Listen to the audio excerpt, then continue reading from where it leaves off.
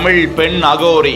எனக்கு இப்போ 31 வயசு. தமிழ்நாட்டில் எனக்கு சொந்த ஊர் தூத்துக்குடி. என் பேர் தனலட்சுமி நாத் அகோரி. அகோரிங்க எல்லாம் மனுஷக்காரியெல்லாம் சாப்பிடுறேன்னு சொல்றது உண்மையா? கண்டிப்பாக அது உண்மையான ஒரு விஷயம். நீங்க சாப்பிட்டுருக்கீங்களா?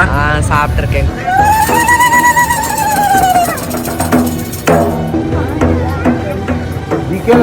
வீடு உறவுகளை துறந்து வாரணாசி சென்று அமர்ந்து அகோரி ஆனது எப்படி? ஹர் மகாதேவ்.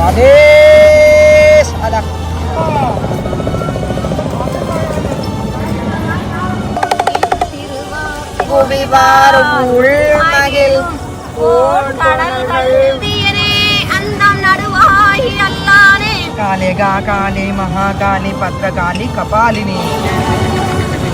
ஜெய் மா காளி. கழுத்தில் பச்சை அகோரியாக தென்படும் பெண்.